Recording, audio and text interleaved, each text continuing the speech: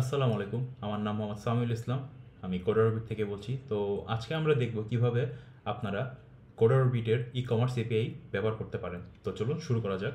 So সবার আগে আপনাদের ভিজিট করতে হবে codarobit.com অ্যান্ড দেন করতে হবে রেজিস্টার। সো এখানে আপনারা আপনাদের ফুল নেম দিবেন, দেন ইমেল আর পাসওয়ার্ড দিয়ে রেজিস্টার করবেন। তো আমি অলরেডি রেজিস্টার করে ফেলছি, সো আমি ডিরেক্ট লগ ইন করবো। সো আমি আমার ইমেল আর পাসওয়ার্ড দিয়ে লগ ইন করলাম। দেন আপনাদের কাছে এরকম একটা ড্যাশবোর্ড চলে আসবে।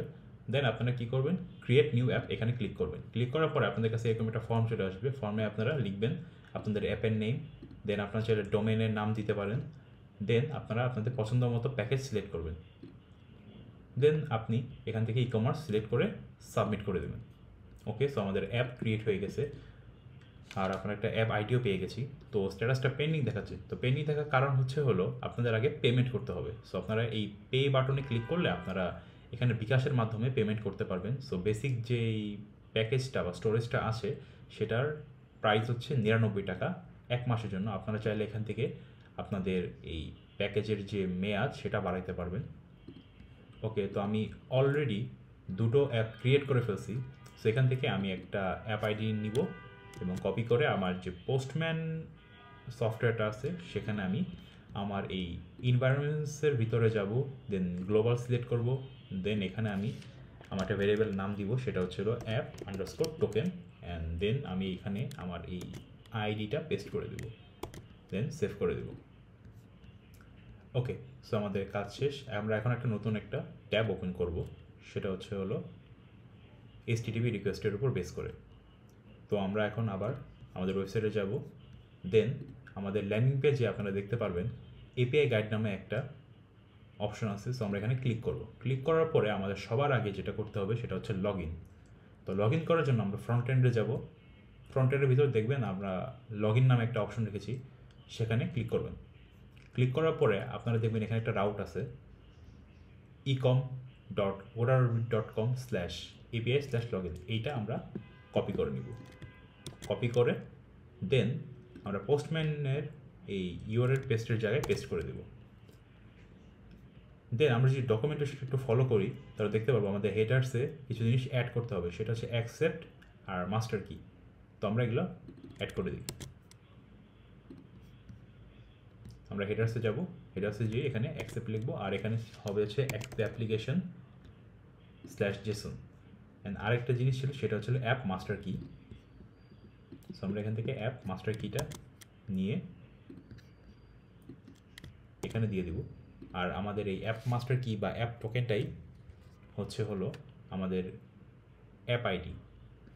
তো আমরা অ্যাপ আইডি কোথায় পাবো? এই যে ক্রিয়েট অ্যাপের ভিতরে ক্লিক করলে আমরা এখান থেকে কপি করে এখানে পেস্ট করে দেব। দেন আমাদের বডি সিলেক্ট করতে হবে। বডির ভিতর অপশন সিলেক্ট করে এখানে আমাদের ডাটা দিতে হবে, সেটা হলো ইমেল আর পাসওয়ার্ড। সো আমরা এখান থেকে কপি করে নিব, কপি করে এখানে পেস্ট করে দিব আর আমাদের ইমেল আর পাসওয়ার্ডটা দিয়ে দিব। আমাদের আইডি পাসওয়ার্ড দেওয়া শেষ। তো আমরা এখান থেকে মেথড সিলেক্ট করব, পোস্ট, অ্যান্ড দেন সেন্ড বাটনে ক্লিক করব। তো দেখতে পাচ্ছেন আমাদের একটা বেয়ারার টোকেন দিচ্ছে। তো এটা আমাদের কাজে লাগবে কিভাবে? সো আমরা যদি আমাদের ডকুমেন্টেশনে যাই, ডকুমেন্টেশনে যাওয়ার পরে আমাদের ব্যাকএন্ড থেকে সাপোজ ক্যাটাগরি সিলেক্ট করলাম, অ্যান্ড দেন এই ক্যাটাগরি রাউটটা কপি করে আমি আমার পোস্টম্যানের নিউ ট্যাব ওপেন করে ওখানে ছেড়ে দিলাম। অ্যান্ড দেন হেডার্সে আমাদের ডকুমেন্টেশন ফলো করে অ্যাকসেপ্ট আর অথরাইজেশন অ্যাড করি। তো আপনারা দেখতে পাচ্ছেন আমরা আমাদের ডকুমেন্টেশন অনুযায়ী আমাদের অ্যাকসেপ্ট আর অথরাইজেশন অ্যাড করছি। আর এই অথরাইজেশনে আমরা বেয়ার দেন আমাদের একটা টোকেন অ্যাড করছি, যেটা আমরা লগ ইন করার সময় পেয়েছি। সেটা এই অ্যাক্সেস টোকেন আর টোকেন টাইপ। সো সেটা আমরা সেখানে অ্যাড করে দিলাম। দেন কী করবো, আমরা বডিতে যাব। বডিতে যাওয়ার পরে আমরা এখান থেকে র সিলেক্ট করে আমাদের ডকুমেন্টেশনের যে স্ট্রাকচারটা দেওয়া আছে সেটা কপি করব, এখানে ছেড়ে দিব।